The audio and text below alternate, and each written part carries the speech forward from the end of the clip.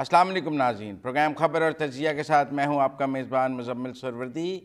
एक तरफ हुकूमत IMF के साथ अपनी कुछ अंडरस्टैंडिंग्स के बाद 170 अरब रुपए के टैक्स और कुछ बिजली गैस महंगी करने जा रही है। दूसरी तरफ जमात इस्लामी के अमीर सिराजुल हक साहब लाहौर से पिंडी की तरफ महंगाई मार्च लेकर चल रहे हैं।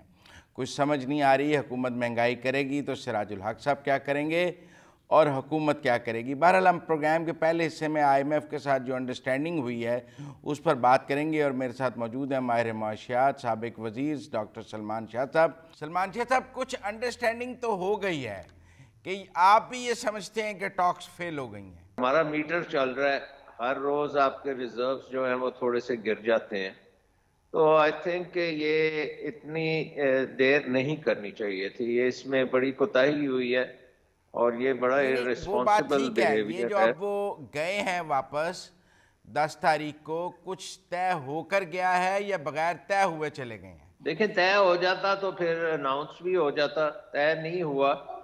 चीज़ें जो हैं आउटस्टैंडिंग हैं और वो प्रॉबेबली चाहते हैं कि आप पहले उनको करें और फिर वो साइन करेंगे। कुछ कहा नहीं जा सकता, बट ये डिले करना नहीं चाहिए था आपको। अब वो एक कह रहे हैं 15 से पहले लॉन्ग ही 2 ऑर्डिनेंस आ जाएंगे और बिजली और गैस की कीमतें बढ़ जाएंगी। डीजल पर वो जो 5 रुपये बढ़ने हैं वो बढ़ जाएंगे। सब कुछ वो 15 फरवरी से पहले कर लेंगे ताकि आगे बात चल सके। तो आपको ये सब कुछ 15 फरवरी से पहले होता नज़र आ रहा है? अल्लाह करे कि हो जाए, क्योंकि अभी तक तो 10 महीने में हम आगे ही आगे करते जा रहे हैं। देखें ना, जब ये शुरू हुए थे तो उस वक्त हमारे अच्छे खासे डबल डिजिट में रिजर्व्स थे, तो वो तो रिजर्व्स अब 3 अरब से भी नीचे जा चुके हैं और अब एक एक दिन जो है वो बड़ा इम्पोर्टेंट है।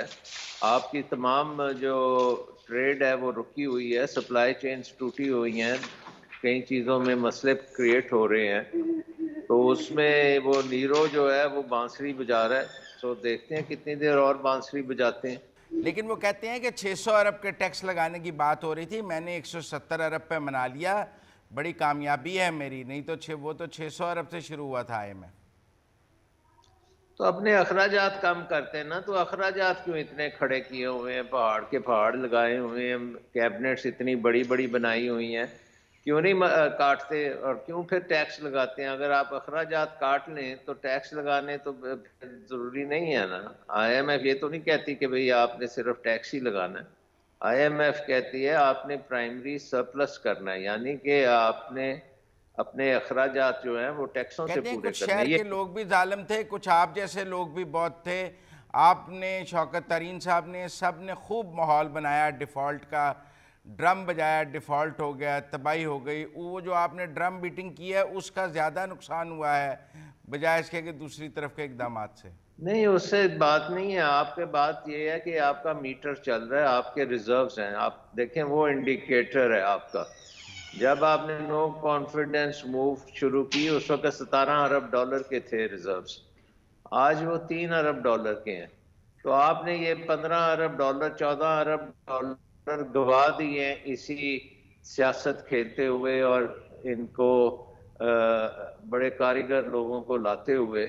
आप देख लें कि क्या किया है। मिफ्ता साहब ने भी 5 महीने लगाए, जबकि वो 5 हफ्ते का काम था। उसके बाद उन्होंने जब अल्लाह अल्लाह करके कुछ किया तो फिर हमदार साहब को ले आए। कहते एक हैं ये जो आप MEF हुआ है इसके बाद UAE, सऊदी अरब, चाइना से जो बातचीत है वो चीज़ें मैच्योर हो जाएंगी। ये MEF उसके लिए काफ़ी है और स्टाफ लेवल बाद में भी हो जाए तो जो वो शर्त थी सऊदी अरब और UAE वगैरह की कि पहले IMF से करें, तो वो MEF के ज़रिए पूरी हो गई है। चले, अल्लाह करे, हम तो यही उम्मीद करते हैं ना कि कुछ तो पूरा करें। बट आपको लगता है क्या, कि जो दुनिया के दूसरे ममालिक हैं वो MEF को काफ़ी समझेंगे या वो स्टाफ लेवल को काफ़ी समझेंगे? नहीं, देखें, बात ये है कि हमारी सबसे बड़ा जो है ना, हमें जिसके साथ कर्जों का बोझ जिसका पड़ रहा है वो चीन है। और मैं देख रहा हूं कि चीन के साथ कोई बात ही नहीं कर रहा, बल्कि वो, आप जितने चीन की हमें जरूरत है आप अमेरिका की गोद में चढ़ते जा रहे हैं। अमेरिका ने आपको क्या देना है? आई मीन उनके तो ना आपके कोई कर्जे हैं ना कुछ है, ना उनके पास 30% पैसे कर्जे हैं। हमारे चीन के हैं। हाँ, तो चीन के साथ क्यों नहीं बात करते? ये मुझे एक अजीब सी पहेली है कि ये क्या कर रहे हैं कि वो चीन जो कहते हैं हमारा। चीन ने तो श्रीलंका की मदद नहीं की थी जो इससे ज्यादा करीब था। चीन ना कर्जे माफ करता है ना डेट रीशेड्यूल करता है। चीन जो है वो पाकिस्तान का सबसे करीबी दोस्त था। हम उसको कहते थे हिमालय से ऊपर, और पता नहीं क्या क्या चीजें होती थी। श्रीलंका तो कुछ भी नहीं है। हमारा तो बहुत बड़ा मुल्क है ना, और पाकिस्तानी आयरन ब्रदर्स हैं चीन के साथ। लेकिन आयरन ब्रदर्स कहते हैं कि नहीं, हमें अंग्रेजी आती है, हमें चीनी नहीं आती। तो वो चीनियों ने कहा कि फिर और गन्ने चूपो। तो अगर हम आईएमएफ के पास नहीं जाते तो चीन भी मदद नहीं करता, वो भी कहता है आईएमएफ के पास जाएं। या तो वो कहे ना आप आईएमएफ के पास ना जाएं, मैं आपके मसाइल हल कर देता हूं। वो कहता है मैं नहीं करता, जाएं आईएमएफ के पास। देखें, चीन जो है ना वो चाहता है कि आपके मसले हल हों, लेकिन उसे पता है कि आपको डिसिप्लिन जो है वो आपके में नहीं है, और आपकी इकोनॉमी को आईएमएफ समझती है। आईएमएफ 23वां प्रोग्राम कर रही है। आईएमएफ को आपकी इकोनॉमी के बारे में ज़्यादा पता है कंपेयर टू आपकी मिनिस्ट्री ऑफ फाइनेंस। सो चीन भी बड़े दानिशमंद हैं। उन्होंने ये लगाया है कि भाई पैसे तो आप लेके उड़ा देते हैं, तो कम से कम अगर आईएमएफ कुछ लोगों का प्रोग्राम। ख्याल है कि अब हमें दुनिया से अपने कर्जे डेट रिलीफ की तरफ बात करनी शुरू कर देनी चाहिए, फिनेंशियल एमरजेंसी लगा देनी चाहिए। अब बात हाथ से निकल गई है, दुनिया को भी कहना चाहिए कि हम 10 साल तक कोई कर्जा नहीं दे सकते, और मुल्क में भी फिनेंशियल एमरजेंसी लगा देनी चाहिए। आई मीन इससे बड़ी हिमाकत तो और कुछ नहीं हो सकता। जो अगर ये आपके जो इस वक्त हुक्मरान ये सोच रहे हैं, तो फिर अल्लाह ही खैर करे हमारी, क्योंकि हमें ज़रूरत नहीं है इन चीज़ों की। हमें सिर्फ और सिर्फ एक नहीं नहीं, नंबर रह ही एक है 3 बिलियन डॉलर गए हैं तो हमें कर्जे रिशेड्यूल कराने चाहिए। हम नहीं दे सकते किस्तें, हमें किस्तें रुकवानी चाहिए। नहीं, ऐसी बात नहीं है। हमारे पास इस वक्त जो सबसे बड़ा कर्जा है वो चीन का है। इस साल सबसे ज्यादा पैसे हमने चीन के देने हैं।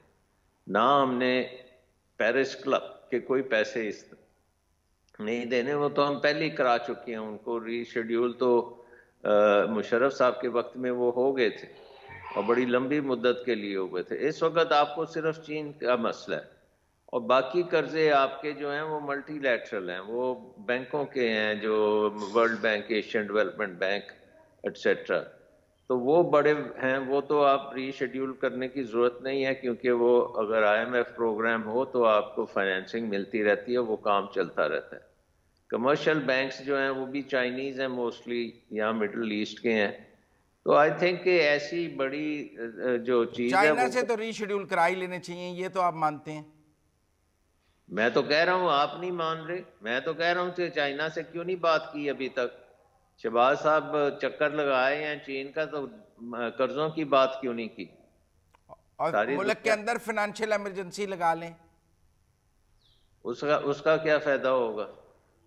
ज़रा मालियाती डिसिप्लिन लाने के लिए, और ये जो इस सब में नहीं, हुकूमत के पास अख्तियारात ज़्यादा आ जाएंगे। आप देखें ना, सुपर टैक्स लगाया, अदालतों से स्टे हो गया, तो हालांकि उससे पैसे आ जाने थे, अमीर कंपनियों का टैक्स था, एमी वो स्टे हो गया।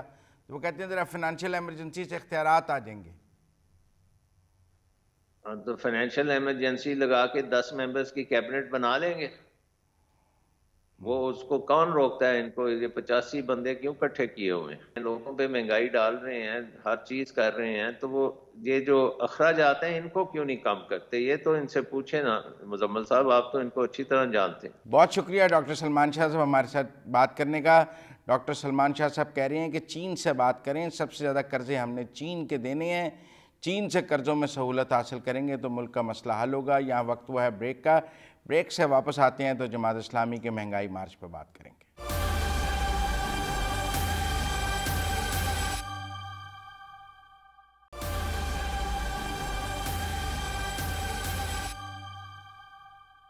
ब्रेक के बाद खुशामदीद नाजरीन, एक तरफ हमने प्रोग्राम के पहले हिस्से में IMF और मुल्क के माली मामलात पर बात की। दूसरे हिस्से में हम बात करेंगे कि जमात इस्लामी के अमीर सिराजुल हक साहब लाहौर से पिंडी एक महंगाई मार्च लेकर चल रहे हैं। आज जो हैं वो पिंडी पहुंच जाएंगे। 3 दिन का ये मार्च था, गुजरांवाला, फिर गुजरात, और आज गुजरात से पिंडी पहुंच जाएगा। रात को एक तरफ जब हुकूमत IMF से फंसी हुई है, टैक्सेस लगाने की मजबूरी है, बिजली गैस महंगी करनी है, हुकूमत की जान फंसी हुई है, कोई भी हुकूमत जानबूझकर तो ये इक़दामात नहीं करती। दूसरी तरफ जमात इस्लामी लोगों को सड़कों पर ला रही है और हुकूमत के लिए मसाइल पैदा कर रही है। इस पर बात करेंगे। हमारे साथ मौजूद हैं जमात इस्लामी के मरकज़ी सेक्रेटरी जनरल अमीरुल अज़ीम साहब। अस्सलाम वालेकुम अमीरुल अज़ीम साहब। वालेकुम अस्सलाम। अमीरुल अज़ीम साहब, आप नहीं चाहते कि कोई पाकिस्तान का IMF से मुआहदा हो जाए, कोई हम डिफ़ॉल्ट करने से बच जाएं, कोई पाकिस्तान के लिए आसानी पैदा हो जाए। पहले इमरान खान कम था कि अब आप जमात इस्लामी भी सड़कों पर आ गई है? नहीं, हम ये चाहते हैं कि पाकिस्तान ख़ुद कफ़ालत की मंजिल की तरफ जाए। ये जो कर्ज़े लेकर वक्ती तौर पे एक इंजेक्शन दे देना, जिसके नतीजे में सबसे ज़्यादा पिसती तो आवाम है। महंगाई और बेरोज़गारी की चक्की में पिसने वाले लोग, उनसे पूछें कि वो क्या चाहते हैं। बुनियादी तौर पर हुकूमत अपनी ऐसे हालात पैदा कर देती है कि जिसके बाद अभी तो हमारे पास IMF के पास जाने के अलावा कोई ऑप्शन नहीं। ये बात तो इमरान खान भी कह रहे हैं। नहीं, मैं तो उससे आप भी आप उसको सबूताज कर रहे हैं। नहीं, देखिए, बात यह है कि जिस धड़ से कोई मकतल को गया वो शान सलामत रहती है। किस तरह से जा रहे हैं भाई आप? IMF यानी हालात आपने ऐसे पैदा कर दिए कि जिसके नतीजे में कहते हैं कोई और चारा नहीं है। अच्छा, अगर चारा नहीं है, आप उस तरफ जाना भी शुरू कर रहे हैं, तो आप लोगों को बताएं कि हम अब यू टर्न लेने लगे हैं। आप लोगों के ऊपर टैक्स जो है वो लगाए जा रहे हैं और अपनी मराहत आप कम नहीं कर रहे। आप जर्नैलों और जजों की तनख्वाहें कम नहीं कर रहे। ब्यूरोक्रेसी को आप उसी तरह से नवाजे चले जा रहे हैं। काबीना आपने 80 से ऊपर पहुंचा दी हुई है। यानी अगर आपका मार्च जो है वो हुकूमती मराहत कम करने के लिए है, या आपका मार्च जो है वो ये महंगाई कम करने? देखिए, महंगाई कम करने के लिए है, लेकिन महंगाई की बुनियादी बड़ी वजह जो है वो अशराफिया की ये इस्तेहसाल है जो पाकिस्तानी आवाम का किया जा रहा है। और ये कोई आज का नहीं है। हर हुकूमत उसके अंदर अपने करतूत और अपने अमाल इसी तरह से रखती है। सिराजुल हक साहब तो खुद 10 साल वजीर ख़जाना रहे हैं KP के, उन्हें तो सारे मामलात का इल्म है। इसीलिए तो वो बाहर निकले हैं। उन्हें पता है कि ये IMF क्या करता है। वो तो एक दफ़ा IMF के कंट्री मैनेजर ने उनसे आके कहा कि ये आप बिल बोर्डों पर जो ख़वातीन की तस्वीरों के ख़िलाफ़ है, आप क्यों कर रहे हैं? तो उन्होंने कहा ये हमारा कल्चर है। उन्होंने कहा कल्चर आपका नहीं चलेगा, कल्चर हमारा चलेगा, आप हमसे पैसे लेते हैं। तो हमें तो पता है कि अंदर से मामलात क्या हैं, ये सिर्फ पैसे का खेल नहीं है। इन्होंने इस तरह की सूरत हाल पैदा कर दी है कि पाकिस्तान आप देखें ना, कराची में आप पीपल्स पार्टी से सबसे इत्तेहाद करके किसी तरह मेयर बनना चाहते हैं। गवादर में आपकी हक गो तहरीक के तहत आप वहाँ इलेक्शन जीते हैं और वहाँ अब आपने बदअमनी पैदा हुई है। हिदायतुर रहमान साहब आपके जेल में हैं। पेशावर में दहशतगर्दी के बाद आपने अमन मार्च कर लिया। पंजाब में आप IMF के ख़िलाफ़ निकल आए हैं। आप हर जगह जो चीज़ कैश होना चाह रही है ना, उसकी तरफ चल रहे हैं। नहीं, हम हर जगह पर जो मसला होता है उस पर आवाम की तर्जुमानी करते हैं, चाहे वो गवादर हो, कराची हो, इस्लामाबाद हो या पेशावर हो। हम तो तर्जुमानी करते हैं आवाम के एहसासात की, चाहे वो कश्मीर का मसला हो, फ़लस्तीन का मामला हो, मुल्क के अंदरूनी मामलात हों या मुल्क की खारजा पॉलिसी हो, तो हर मामले पे आवाज़ उठाते हैं। ये जमात का एक एजाज़ है जिसे कोई छीन नहीं सकता। तो अब आप ये चाहते हैं कि ये जो IMF की डील है ये ना की जाए? देखिए, सबसे पहले तो ये है कि अवाम हुक्मरानों से कुर्बानी मांगते हैं। देखिए ना, तुर्की के अंदर ज़लज़ला आया तो सदर जो तुर्की था उसने अपना बैंक अकाउंट खाली कर दिया। उसने जो अपनी दौलत थी वो ज़लज़ला ज़दगान के लिए दे दी। भाई, अगर आपको कुर्बानी मांगते हैं आवाम से कि जनाब आप अब बिजली के नर्ख बढ़ा लें, आप पेट्रोल जो है वो इंक्रीज़ कर लें, हमारे पास कोई दूसरा चारा नहीं, तो भाई आप आवाम को सबसे पहले अपना तर्जुमा दिखाएं। हुक्मरान अपने तमाम बैंकों में जो पैसे हैं वो पहले कौमी ख़जाने में जमा करा दें, फिर डील करें। मैं अर्ज़ करता हूँ, सिर्फ यही बात नहीं, हुक्मरान नहीं, हर वो पाकिस्तानी जिसने पाकिस्तान से पैसा कमाकर अपनी दौलत बाई रखी हुई है, चाहे वो जायज़ है या नाजायज़ है, वो वापस लेकर आए। और जिनके पास पाकिस्तान में ही दौलत है वो तो रखे वो तो रखे हैं, वो तो मौजूद है, लेकिन जो पैसा यहाँ से चला गया जिसके नतीजे में आपका जो बजट खसारा है, आपका ट्रेड डेफिसिट है, वो काबू नहीं आ रहा। वो उसी सूरत में काबू आएगा कि जब तक सरे महल नहीं बिकेगा और लंदन के फ्लैट नहीं बिकेंगे और इनके बैंकों में पड़ा हुआ पैसा पाकिस्तान नहीं आएगा। आप कभी भी ट्रेड डेफिसिट और बजट का सारा पूरा नहीं कर सकते। ट्रेड डेफिसिट तो ये है ना कि हम इंपोर्ट्स ज्यादा कर रहे हैं, एक्सपोर्ट कम कर रहे हैं। जमात इस्लामी के पास कोई माशी एजेंडा है? बिल्कुल है, बिल्कुल है। हम ये कहते हैं कि अगर हम स्कूल, अगर माशी एजेंडा होता है तो केपी में 10 साल वजीर खजाना रहे हैं, देखिए हमने वहाँ ठीक हो जाता। जी हमने हालात बेहतर किए थे, कर्जों से केपी को निजात दिलाई थी, और वर्ल्ड बैंक और आईएमएफ ने उस दौर को एक मिसाली दौर करार दिया था। उन्होंने अप्रिशिएट किया था, अगरचे दरमियान में वो फिक्रमंद थे कि अगर इनके हाथ के अंदर ये चीज़ें आगे बढ़ती चली गई तो पता नहीं हमारा क्या बनेगा। ये तो हम कराची के अंदर दिखा चुके हैं। मीर अब्दुल सत्तार अफगानी ने वो काम जो अरबों रुपयों में करते था वो करोड़ों में उन्होंने करके दिखाया। लोग उनकी उस दौर को आज भी याद करते हैं। और ये जो अभी रिसेंटली कराची के अंदर इतना बड़ा मतलब वोट मिला है हमें और सिंगल लार्जेस्ट पार्टी के फिर तौर आप पे उभरे एमएनए हैं, के बाद जो अब ज़िमनी इंतखाब हो रहे हैं उनमें हिस्सा नहीं ले रहे हैं। उसकी वजह है कि भाई इंतखाबात जो है वो ज़िमनी की ज़रूरत नहीं है, कौमी इंतखाबात की ज़रूरत है। जब तक आप कौमी इंतखाबात की तरफ नहीं जाएंगे, पार्लियामान में आ जाते हैं 9 के 9 एमएनए बना के कराची से। भाई एक असूल की मौक़िफ़ भी तो होता है कि जिस वक्त ज़रूरत है कौमी इंतखाबात की, आप 3 या 4 महीनों के लिए ज़िमनी इंतखाबात करवा रहे हैं और कौमी इंतखाबात के लिए कह रहे हैं कि हमारे पास पैसा नहीं। पीडीएम का मौक़िफ़ तो एक ही हुआ ना, वो भी नहीं हिस्सा ले रहे। नहीं, फिर आप और पीडीएम ज़िमनी इंतखाबात के हवाले से तो एक ही मौक़िफ़ रखते हैं। नहीं मुज़म्मिल साहब इतनी धांधली ना करें। नहीं, वो भी नहीं हिस्सा ले रहे, आप भी नहीं हिस्सा ले रहे। देखे ना, उनकी तरफ से पीपल्स पार्टी ले रही है, उन्होंने तो पीपल्स पार्टी को आगे कर दिया। पीडीएम कहे कि हम इंतखाबात में हिस्सा नहीं ले रहे, पीडीएम कह रही है नहीं, पीडीएम तो कहती है कि हम इंतखाबात में हिस्सा ले रहे हैं और हमारी तरफ से पीपल्स पार्टी ले रही है। और अगर वो ये कहते हैं तो फिर मैं उनको खुशामदेद कहूंगा। मैं अगली बात भी कहूंगा कि पीडीएम फिर कौमी इंतखाबात की बात करे और कौमी इंतखाबात के लिए तारीफ तो अपने वक्त पर होंगे ना। नहीं, वक्त तो आ गया भाईजान, वक्त तो आ गया है। अब आपने अक्टूबर नवंबर वक्त है, मतलब आज तो नहीं है। चलिए भाई आप बैठ के आप इमरान खान साहब को कहें वो क्यों इस्तीफे देते हैं? हम उनको भी कहते रहे हैं, हम आज नहीं इससे पहले भी कि जब हम अलाई थे हम उस वक्त भी कहते थे।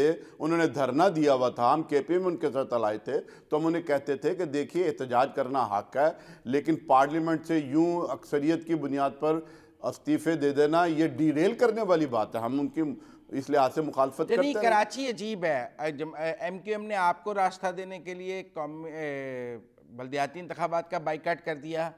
अब आपने एमक्यूएम को रास्ता देने के लिए वहाँ ज़िमनी इंतखाबात का बाइकाट कर दिया। आप और एमक्यूएम फिक्स मैच खेल रहे हैं, एक दूसरे को रास्ता दे रहे हैं। कभी वो आपको रास्ता देते हैं, कभी आप उनको रास्ता देते हैं। देखिए, अगर तो हमारी ये पॉलिसी सिर्फ कराची की हद तक होती तो आप इससे इत्तफाक करते। अगर ये पॉलिसी दीर और चतराल के अंदर भी है कि जहाँ हम जीतते रहें और जीत सकते हैं वहाँ भी हिस्सा नहीं ले रहे, तो फिर तो आप ये नहीं कह सकते। दूसरी बात यह है कि कराची के अंदर तो हमने इससे पहले भी ज़िमनी इंतखाबात के अंदर हिस्सा नहीं लिया, चूँकि हमारी पूरी प्रायोरिटी कराची के बल्दियाती इंतखाबात में थी। चूँकि हुकूमत बल्दियाती इंतखाबात नहीं कराना चाहती थी, हम तसलसल के साथ पिछले 1.5 साल से वहाँ तहरीक चला रहे थे कि बल्दियाती इदारों को मुकम्मल करो। इस वक्त आपको हुकूमत के साथ इस माली बहरान में नहीं खड़े होना चाहिए? हम खड़े होने के लिए तैयार हैं। अगर हुकूमत इसार और कुर्बानी करे, अपनी मुराद ख़त्म करे, लोगों को बताए कि अगर वो अवाम के म्यार ज़िंदगी को ऊपर नहीं कर सकती तो अपना म्यार ज़िंदगी कम करके अवाम के बराबर आ जाए।